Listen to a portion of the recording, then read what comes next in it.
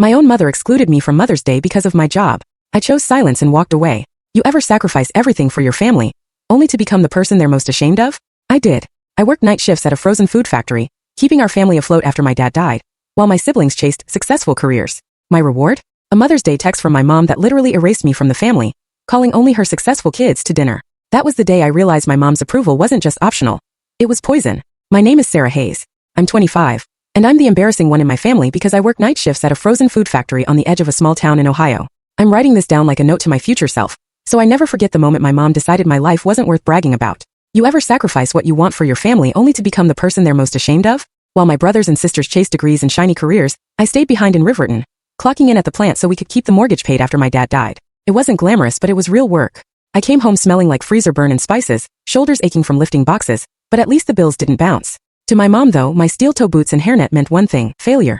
I still hear her voice from that family barbecue a couple years back when relatives asked what I was doing with my life. She actually laughed and said, "Sarah's taking some time to figure herself out. She's just helping out at a local place for now." She couldn't even say the word factory. When I tried to explain I was working overtime to keep us afloat, she pulled me aside and hissed, "Why can't you be more like your siblings? This job is embarrassing." I swallowed it. The humiliation, the anger, the way everyone's eyes slid off me like I was background noise. I told myself it was just a phase, that if I kept my head down and worked hard enough, one day she'd see me differently. I had no idea that Mother's Day was coming, and with it, a text message that would finally break me and change everything. Mother's Day in Riverton always smelled like cut grass and cheap supermarket flowers. At the factory it just smelled like garlic powder and cold metal. I was on my break, sitting on an overturned crate behind the loading dock, scrolling through my phone with numb fingers. I told myself I didn't care if I heard from my family that day. I lied. My screen lit up with a notification. Family Hayes group chat. My chest tightened for half a second. I imagined my mom sending, "Love you all, even you, Sarah." Instead, I opened the chat and saw a long, carefully worded message. Mother's Day dinner. Successful kids only. Mark, Dr. Hayes saving lives. Emma, our creative director, making the world beautiful. Lily, our future lawyer.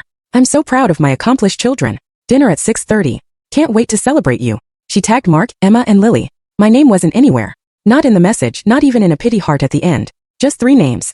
3 golden children. Then the reactions started popping up. Mark sent a flex bicep emoji. Emma added sparkles and hearts. Lily sent a crying happy face and, "Can't wait, Mom." I stared at the screen refreshing, waiting for someone to notice. For my mom to follow up with, "Oh, and Sarah too." For any of my siblings to type, "What about Sarah?" The typing bubble never came. The only bubble I saw was my own reflection in the black part of the screen. Hair tucked under a factory cap.